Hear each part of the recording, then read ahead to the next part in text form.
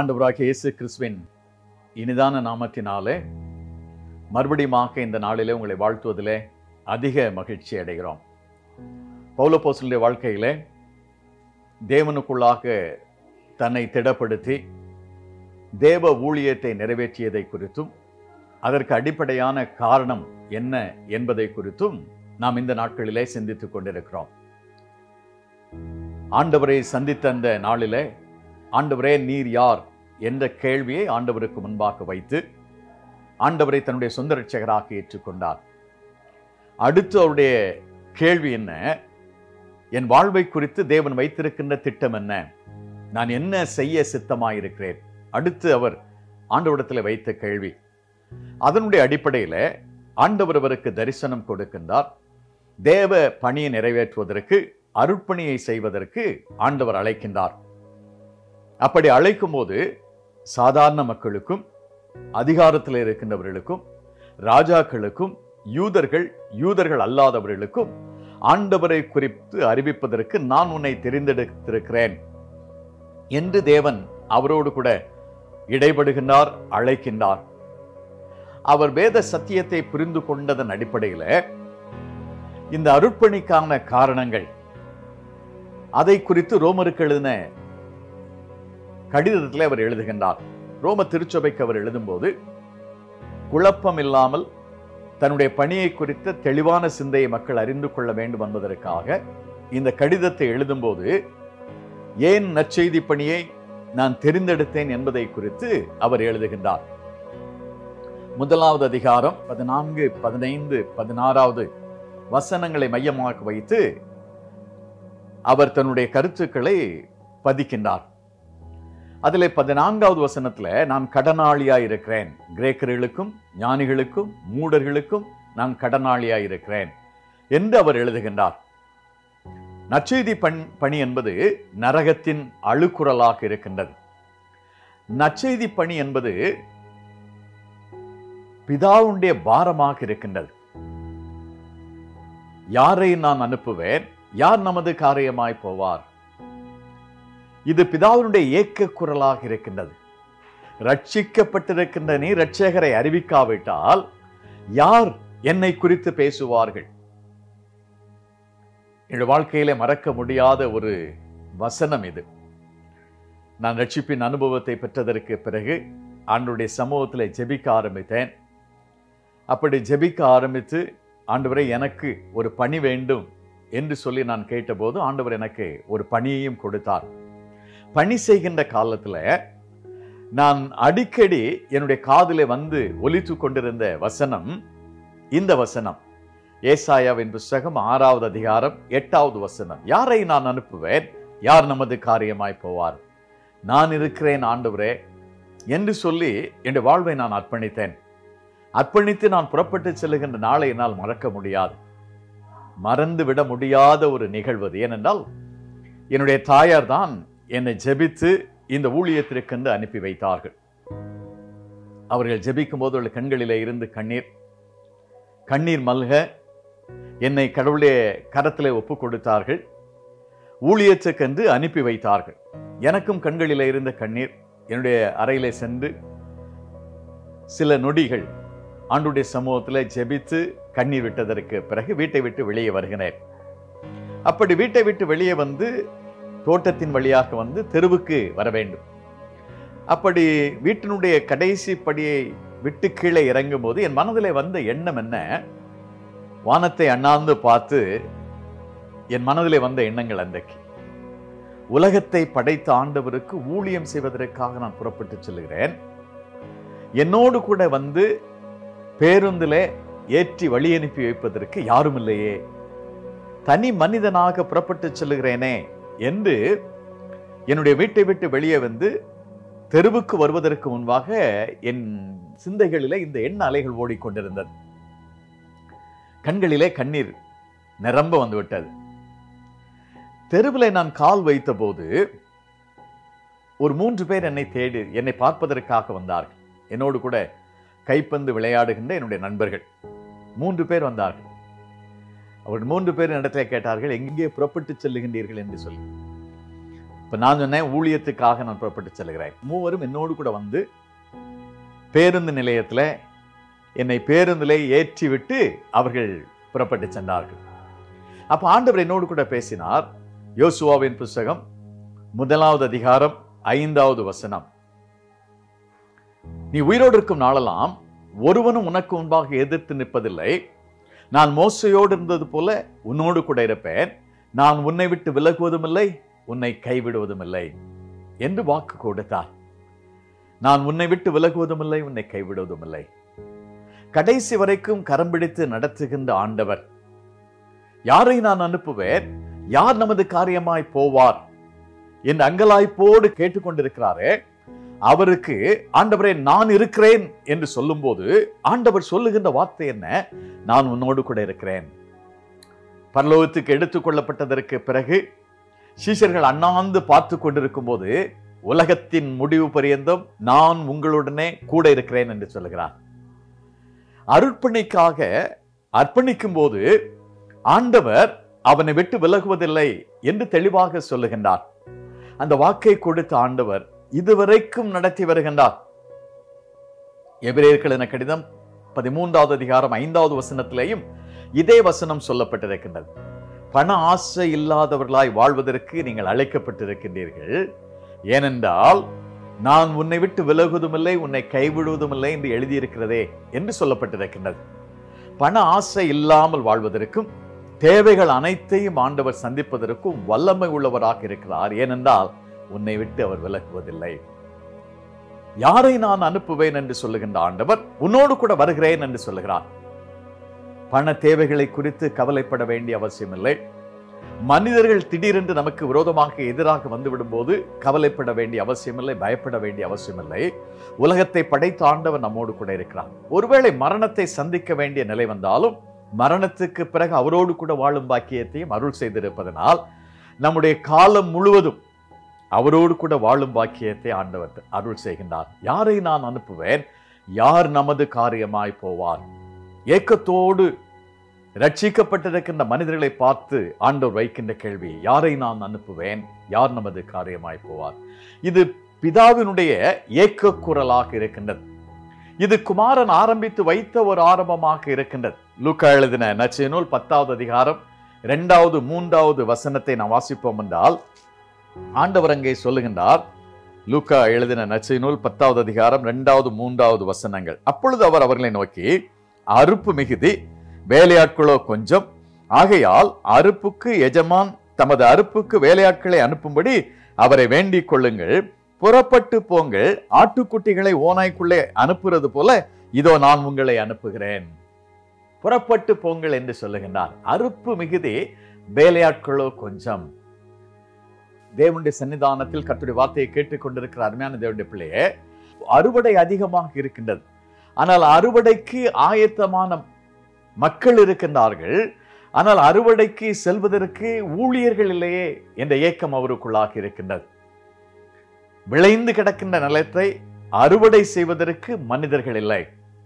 இந்த இயேசுவை சொல்ல வாருங்கள், இந்த இயேசு கிறிஸ்துவை பற்றி எனக்கு அறிவியுங்கள், இந்த கடவுளை நான் அறிந்து கொள்வதற்கு ஆவலாக இருக்கிறேன் என்று சொல்லுகின்ற பெருந்திரள் கூட்டம் இருக்கின்றார்கள். உலகமெங்கிலும் இருக்கின்றார்கள், நம்முடைய தேசத்திலேயும் இருக்கின்றார்கள். ஆனால் அறுவடைக்கு செல்வதற்கு ஆட்கள் இல்லை. ஏதாவது ஒரு விதத்தில் எப்படியாகிலும் ஆண்டவரை குறித்து அறிவித்துக் கொண்டே இருக்க வேண்டும். ரட்சிப்பின் அனுபவத்தை பெற்றிருப்போம் என்றால் ரட்சகரை குறித்து அறிவிக்காமல் இருக்க முடியாது. எப்படி ஒரு தேர்விலே வெற்றி பெறும்போது மற்ற மக்களிடத்துல நான் இந்த தேர்வில் இவ்வளவு வெற்றியை பெற்றிருக்கிறேன், இவ்வளவு மதிப்பெண்கள் பெற்றிருக்கிறேன் என்று சொல்லி மகிழ்ச்சியோடு சொல்வாயோ, அதே விதமாக இந்த ஆண்டவரை உனக்கு சொந்தமாக்கி இருப்பாய் என்றால் அவரை குறித்து அறிவிக்காமல் இருக்க முடியாது. தென்காசியிலிருந்து திருநெல்வேலி ஹிந்து காலேஜுக்கு தினந்தோறும் ஒரு சகோதரன் பயணித்து வந்து, ஒரு விசுவாச சகோதரன் பயணித்து வந்து கல்லூரியிலே படித்து கொண்டிருந்தார். நல்ல ஒரு விசுவாசி, வேதம் வாசிக்கின்ற ஒரு சகோதரன். முதலாண்டு படித்து முடித்தார். அந்த நாட்களிலே வருடத்திற்கு ஒரு முறை தேர்வு இருக்கும். BA பட்டாதாரி என்பது எளிதான காரியம் அல்ல. தென்காசியிலிருந்து தினந்தோறும் ட்ரெயினில் வந்து கல்லூரியில் வந்து படித்துவிட்டு செல்வார். முதல் ஆண்டு முடிந்தது, வெற்றி பெற்றார். 2வது ஆண்டு முடிந்தது, வெற்றி பெற்றார். 3வது ஆண்டு பரீட்சை எழுதிவிட்டார். ரிசல்ட்டுக்காக காத்திருக்கின்றார். அப்படி ரிசல்ட்டுக்காக காத்திருக்கும் போது குறிப்பிட்ட நாளிலே அந்த ரிசல்ட் வெளியாகும் என்று சொன்னார்கள். செய்தித்தாளிலே அது வந்திருந்தது. அந்த நாட்களிலே இப்போது போல ரிசல்ட் பப்ளிஷ் பண்றது, நெட்ல எல்லாம் பப்ளிஷ் பண்ணக்கூடிய அவ்வளவு தொழில்நுட்பங்கள் வளர்ந்த காலம் அல்ல. செய்தித்தாளில் தான் ரிசல்ட் வரும். பொதுவாக மாலை மலர், மாலை முரசு இந்த பத்திரிகைகளில் தான் பல்கலைக்கழகத்தில் காலையில் 10 மணிக்கு ரிலீஸ் ஆகிற அந்த ரிசல்ட்டு மத்தியானம் 2 மணிக்கு அல்லது 3 மணிக்கு பப்ளிஷ் ஆகும். தென்காசியிலிருந்து 3 ஆண்டுகளாக வந்து சென்று படித்து கொண்டிருந்த இளைஞன், நல்ல விசுவாசி, ரிசல்ட் வருதுன்னு தெரிஞ்ச உடனே திருநெல்வேலிக்கு செய்தித்தாளை வாங்கி தன்னுடைய நம்பர் வந்திருக்கான்னு பார்க்கணுங்கிறதுக்காக புறப்பட்டு வந்துட்டார். கிட்டத்தட்ட 2 மணி வரைக்கும் காத்திருக்கின்றார். 2 மணிக்கு பிறகு செய்தித்தாள் வெளிவருகின்றது. உடனே போய் கடையில் காசு கொடுத்து செய்தித்தாளை வாங்கி தன்னுடைய நம்பர் இருக்கா அப்படின்னு சொல்லி 3rd கிளாஸில் தேடுறார். அந்த நாட்களிலே இந்த பிஏ பட்டாதாரி என்பது 3rd கிளாஸில் பாஸ் பண்ணுறதே கடினமான ஒன்று. கிராமத்தில் இருந்து வருகின்ற இளைஞர்கள் வெற்றி பெறுவது அத்தனை கடினமான ஒன்று. 2nd கிளாஸ், 1st கிளாஸ்லாம் எதிர்பார்க்கவே முடியாது. இந்த காலத்தில் 60 மதிப்பெண்களுக்கு மேலாக பெற்றால் ஹானஸ், பிஏ ஹானஸ் என்று சொல்வார். ஆக இவர் 3rd கிளாஸை தேடி பார்க்கலாம். தேடி பார்க்கும்போது இவருடைய நம்பர் இல்லை. பெரிய அதிர்ச்சி ஆகி போச்சு. 3 வருஷம் வந்தோம், நல்ல விசுவாசியா இருந்தா வேதம் வாசிச்சோம், ஏன்னா ஃபெயில் ஆகி போனோமே அப்படின்னு மனக்குறையோட வீட்டுக்கு திரும்புகிறார். ட்ரெயினில் ஏறி உட்கார்ந்து பயணித்து கொண்டிருக்கிறார். பலவிதமான எண்ணங்கள், கவலைகள். தோத்து போச்சே, 3 வருஷம் முயற்சி பண்ணி வெற்றி பெற முடியலன்னு தோல்வி மனப்பான்மையோடு வந்துட்டு இருக்கிறார். பாதி தூரம் வந்ததற்கு பிறகு யோசிச்சு பார்க்கிறார், ஒருவேளை 3rd கிளாஸ்ல இல்லாம 2nd கிளாஸ்ல ஆண்டவர் பாஸ் கொடுத்திருந்தார்னா, வெற்றியை கொடுத்திருந்தார்னா அப்படின்னு சொல்லி 2nd கிளாஸ்லயும் தேடி பார்க்கிறார். 50 மதிப்பெண்ல இருந்து 60 மதிப்பெண் வரைக்கும் 2nd கிளாஸ்ன்னு சொல்லுவாங்க. அதுலயும் இல்லை, நம்பிக்கை விட்டு போச்சு. சரி, மார்ச் ஆயிட்டு, இனிமே அடுத்த அக்டோபரில் தான் பார்க்கணும் அப்படின்னு சொல்லி ரொம்ப கவலையோடு வர்றது. கடைசியாக தென்காசி பக்கத்தில் வரும்போது ஊருக்குள்ளே போனால் பலரும் பலவிதமாக பேசுவாங்களே, கேலி பண்ணுவாங்களே அப்படின்னு சொல்லி எண்ணத்தோடு வந்துட்டு இருக்கிறார். இப்போ கடைசியாக யோசிக்கிறார், ஒருவேளை ஆண்டவன் நமக்கு 1st கிளாஸில் பாஸ் கொடுத்துருந்தான்னா அப்படின்னு சொல்லி யோசிச்சுட்டு 1st கிளாஸை திருப்பி பார்க்குறாரு. தைரியமாக நேர பார்க்குறதுக்கு தைரியம் இல்லை, இப்படி ஓர கண்ணால் பார்க்குறாரு. பார்த்தா அதில் அவருடைய நம்பர் இருக்கு. இப்போ இவருக்கு என்ன சந்தேகம், இது நம்ம நம்பரா வேற ஆளு நம்பரா அப்படின்னு சொல்லி செக் பண்ணுறதுக்கு தன்னுடைய ஹால் டிக்கெட் எடுத்து செக் பண்ணுறாரு. இவருடைய நம்பர் தான். இவருக்கு ஒரே மகிழ்ச்சி. 3rd கிளாஸில் பாஸ் பண்ணணும்னு நினைச்சாரு, ஆனால் 1st கிளாஸில் பாஸ் பண்ணியிருக்கிறார். இப்போ அவரால் தாங்க முடியல, அவ்வளோ மகிழ்ச்சி.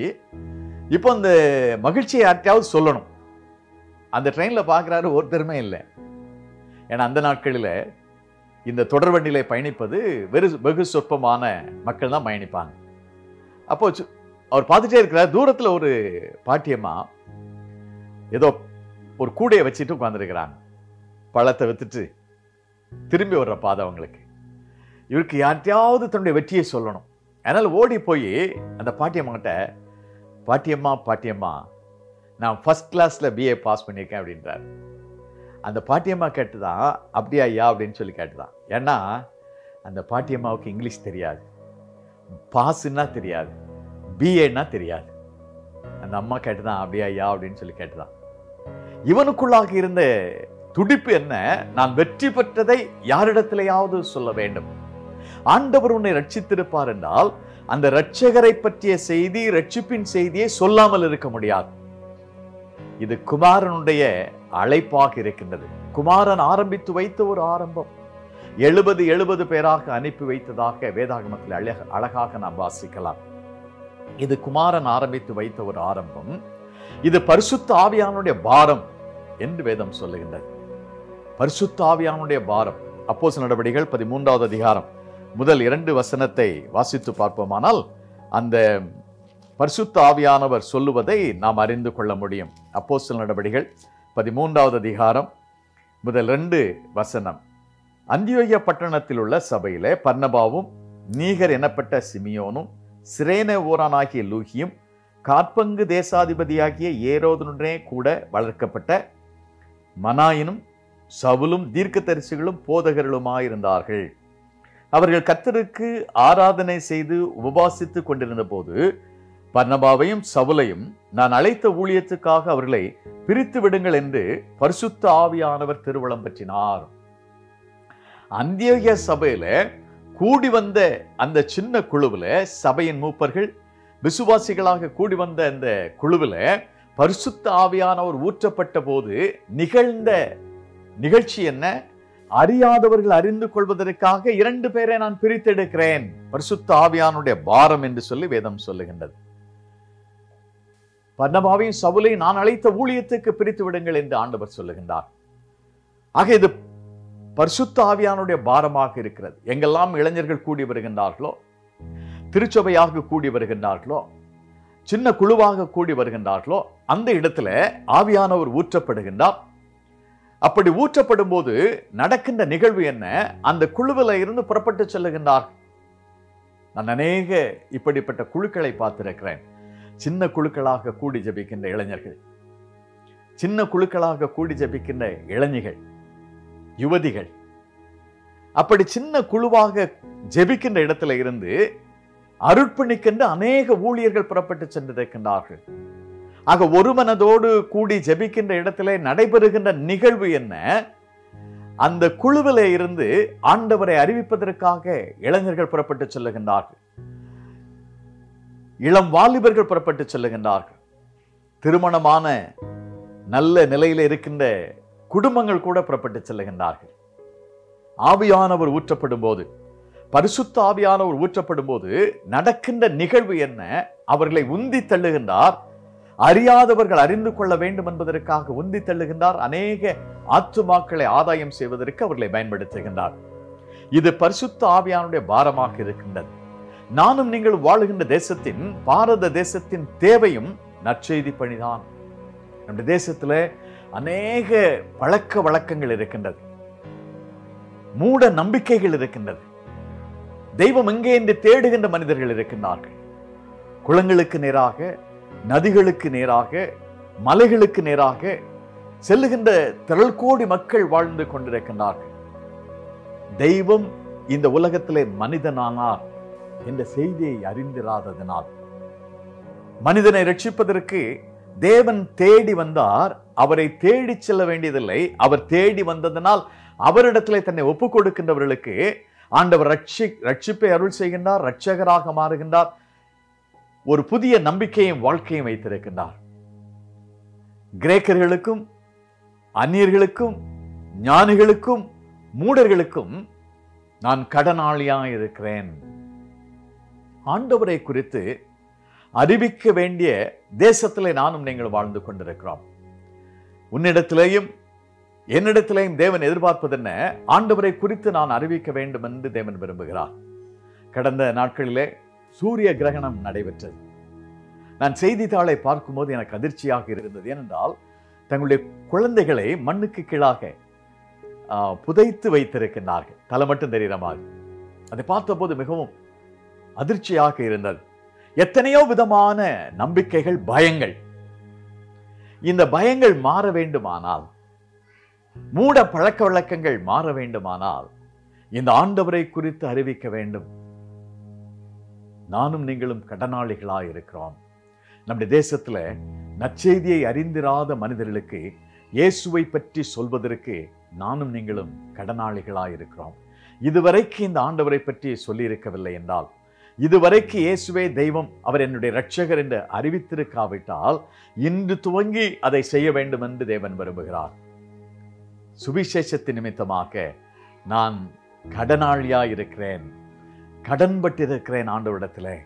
ஏனென்றால் என்னை ரட்சித்திருக்கிறார். இந்த ரட்சிப்பின் செய்தியை நான் மற்றவர்களோடு பகிர்ந்து கொள்ள வேண்டும் என்று தேவன் உங்களை அழைக்கின்றார். ஒப்பு கொடுப்பாயா? தேவன் உன்னை ஆசீர்வதிப்பார். கண்களை மூடி ஆண்டவருடைய சமூகத்திலே ஜெபிக்கலாம். அன்பின் ஆண்டவரே, இந்த நாளிலேயும் நீர் எங்களோடு கூட இடைப்பட்டதற்காக ஸ்தோத்திர சுவாமி. சத்தியத்தை அறிவீர்கள், சத்தியம் உங்களை விடுதலையாக்கும் என்ற வேத வசனத்தின்படி உம்முடைய பிள்ளைகளுக்கு விடுதலை தந்து, பாவ பிடியிலையும் பயத்தில இருந்து விடுதலை தந்து, தெய்வத்தை பற்றி மற்றவர்களோடு பகிர்ந்து கொள்ளும் பாக்கியத்தை உம்முடைய பிள்ளைகளுக்கு அருள் செய்திட வேண்டும் என்று ஜெபிக்கிறோம். இயேசு கிறிஸ்துவின் நல்ல நாமத்தில் ஜெபங்கள் நல்ல பிதாவே, ஆமென்.